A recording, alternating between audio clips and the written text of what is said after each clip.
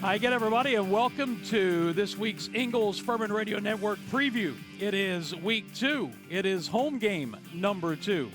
And Furman trying for win number 2 against a Presbyterian College team that kind of got everybody's attention last week, going to Mercer and knocking off the Mercer Bears 15-10.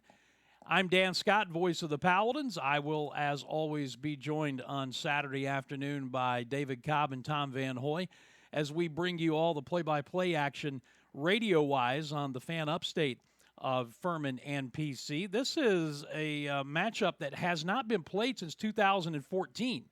The last time these teams met was at Presbyterian College 11 years ago, and PC actually won that game 10-7. And it stopped a Furman 15-game winning streak in the series. We'll take a look at all of the series notes coming up in just a moment. But the Paladins also coming off a Week 1 victory, 23-21 over a big, strong, physical William and Mary team, and taking control of the game again in the fourth quarter after the Tribe had come out and scored 2 third-quarter touchdowns on their first 2 second-half possessions. Furman was able to reel it back in, didn't get on the board from a touchdown standpoint offensively, but 3 Ian Williams field goals and then a defense that after giving up the second touchdown recalibrated, got itself back together, really got aggressive in going after the Tribe quarterback Tyler Hughes and ended up with the 23-21 win and the Paladins 1-0 on the season. So as we take a look at this week's matchup with Presbyterian College, mentioned both teams are 1-0 out of the gate. PC with the 15-10 win at Mercer a week ago.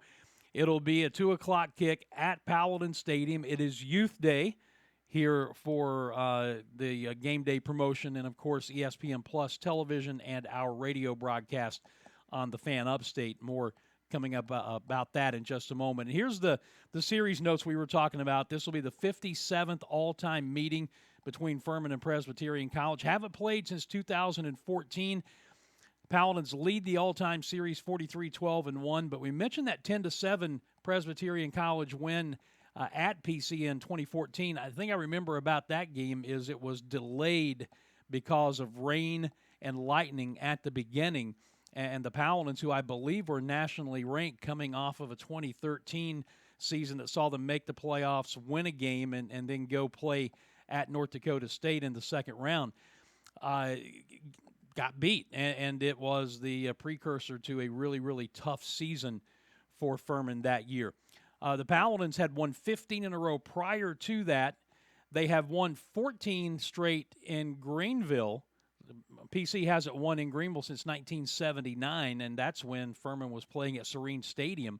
So 13-0 all-time, the record against PC here at Paladin Stadium.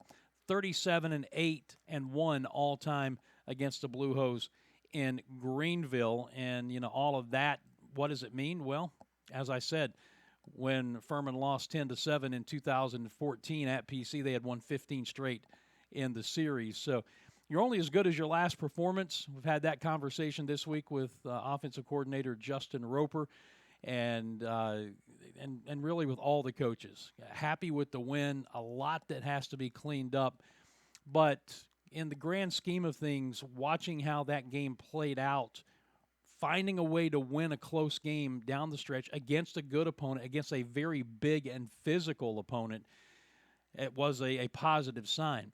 Meanwhile, as mentioned, you've got a Presbyterian College team that goes to Mercer, and they held the Mercer offense to just 241 total yards, only 87 rushing yards, and they were able to, from a defensive standpoint, do things that offensive coordinator Justin Roper says are designed to create chaos and confusion.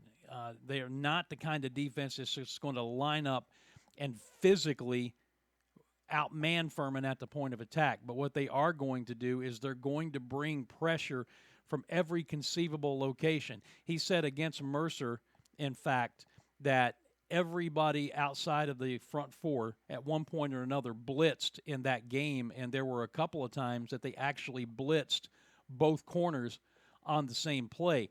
So their whole operation defensively is to create as much chaos and confusion as possible, and it obviously paid dividends against Mercer. Mercer was only 4 out of 13 on third down conversions in that game.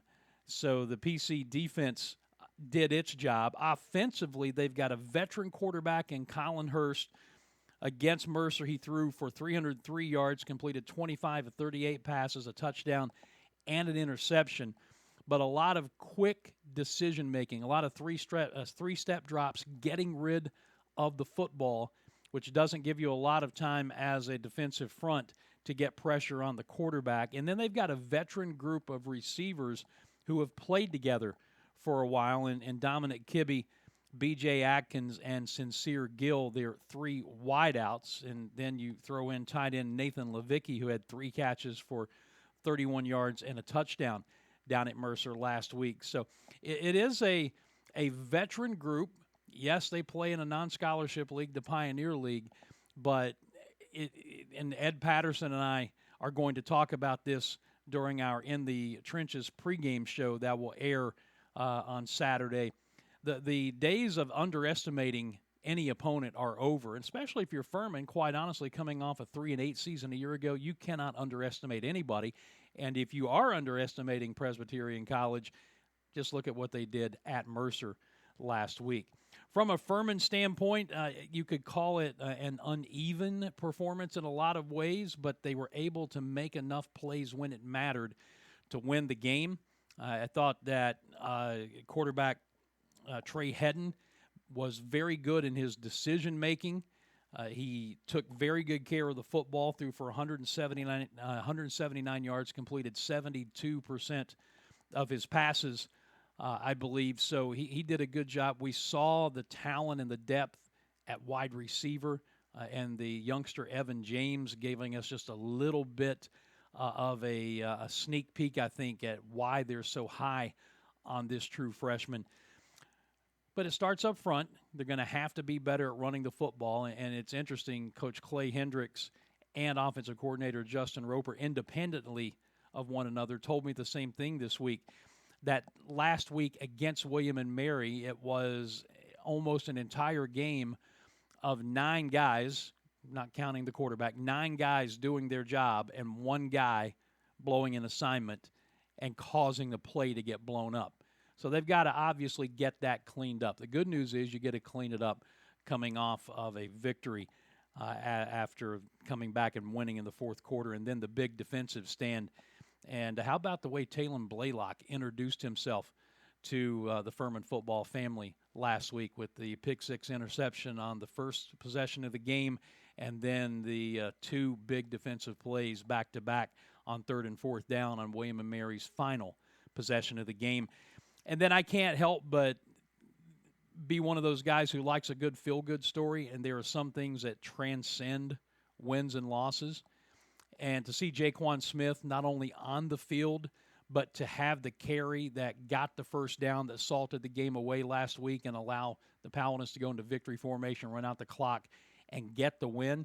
This is a kid who was hurt about mid-season in 2023, and the thought was he may never play football again. That's how badly the knee was hurt. So to see him out there, and not just in mop-up time, but on the field when it mattered, getting that big carry at the end of the game, that's a pretty good story. I don't care who you are. Elsewhere around the league, it was not, I don't know if you noticed this, it was not a good week for the Southern Conference last week. Not only did the Mercer Bears, ranked 11th in the country, fall at home to PC, but Western Carolina blew a 35-7 lead and lost 52-45 at home to Gardner-Webb. So individually and collectively, the league going to try to reel it back in this week. Chattanooga will be on the road at Tennessee Tech, who next year will be a member of the SoCon. That's a 1 o'clock kick at 1:30. VMI hosting Ferrum. Western Carolina goes on the road at ACC foe Wake Forest at 2 o'clock. Also at 2 o'clock, of course, our game here between the Paladins and PC. 3:30, ETSU is at number 22 Tennessee. The Citadel will be at Sanford at 3:30. That's a league game this early on. And then at 6 o'clock, Wofford, who also lost last week on the road at South Carolina State, will be home for Richmond. So that's a look at the schedule. Back to Paladin Stadium as we get set to wrap it up. Furman will be looking to go 2-0 out of the gate. On the road next week at Campbell, and then a week off before getting into SoCon play at Sanford in the final week of September. So this is a big game, and we hope that you will pack Paladin Stadium, come out and support Clay Hendricks and this team. If you can't make it, well, we've got you covered broadcast-wise. ESPN Plus, as we mentioned, for the television broadcast. Our radio broadcast will begin with the Pepsi Countdown to kickoff at 12:30. And the kick is at 2 o'clock. So, again, look forward to having you here. Remember, you can bring your radio, listen to the game live in the stands via the Fan Upstate, 97.7 FM in Greenville, 97.1 in Spartanburg, and around the world at Odyssey.com and the Odyssey app. And if you follow me on Facebook and X, the artist formerly known as Twitter, you get the radio broadcast via Boothcam as well. So really no excuses for you not to be completely in the know as to what happens on Saturday when the Paladins take on Presbyterian College here at Paladin Stadium. Thank you for joining us for this week's Ingles Furman Radio Network preview. Join David Cobb, Tom Van Hoy, and me beginning at 12:30 on Saturday for the call of Furman and PC. Until then, as always, I'm Dan Scott. God bless you, and so long, everybody.